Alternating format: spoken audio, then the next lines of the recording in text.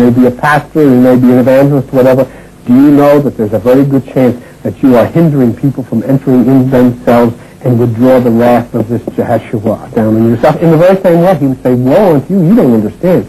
You're not entering in yourself, and you're hindering people from entering in. That should be studied very hard by all of the fundamentalists today who don't understand meditation and who label it as some kind of evil. You have to enter in yourself. Why do you have to enter in yourself?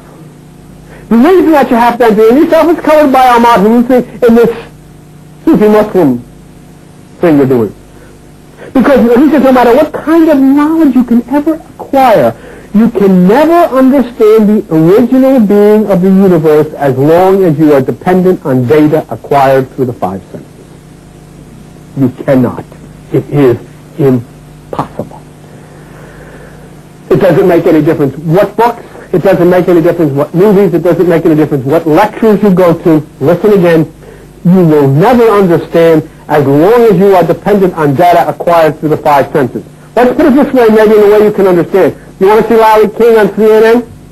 I like to watch Larry King. Very interesting discussions.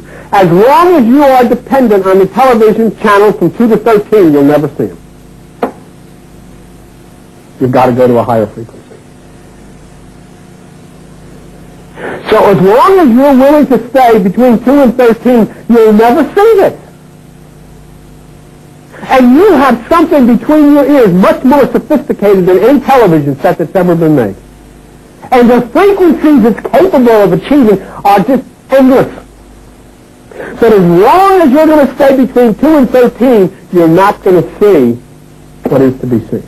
As long as your knowledge is restricted to the five senses, you waste your life in dualistic thinking and a misbelief on some God that's at a distance. Even your stupid song, and we're not going to allow this song to be sung here anymore, from a distance. It's stupid. And I always thought it was stupid when she sung it. From a distance. You can see some guy with a telescope looking, the nice thing is down there. This is stupid. From a distance. Now I'm going to show you something, and I think you're going to find this very, very interesting. Now listen to this very carefully. You've got the nitty-gritty. In Sufi there is an understanding of those called jinns, aliens. In Christianity, we refer to them as demons. You know what the Muslims, jinns is?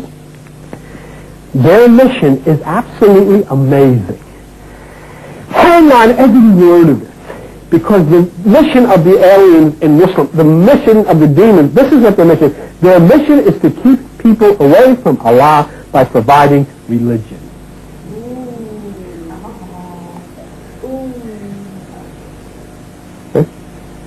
And they are demonic. And they do their job very, very well. And so what did Jesus say? You take away the key because you don't enter within yourself and you hinder others who are entering in. And Jesus says you are jinns, you are alien, you are demonic because you are keeping people from finding that which is the infinite universal God. And Muhammad says, hear, hear, Allah.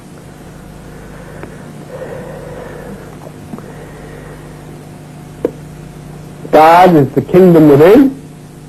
You don't have to get used to Allah. We're just having a lecture here about another idea, another belief, cosmic power, universal consciousness.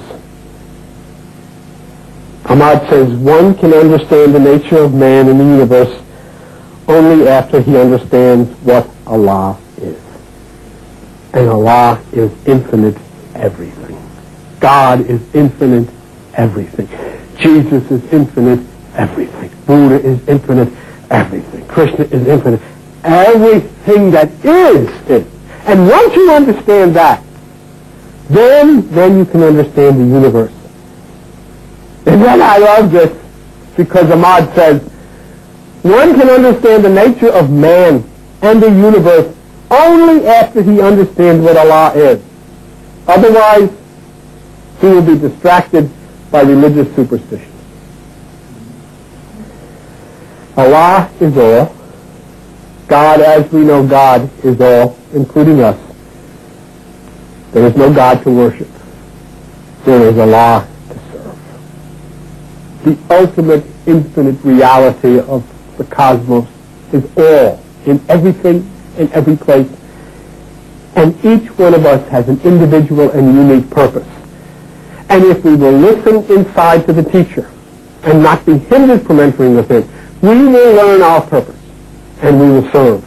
We will serve men, we will serve women, we will serve children, we will serve the animals, we will serve nature, we will serve the universe, we will serve the cosmos, because we will have found out what our job is and we will do it.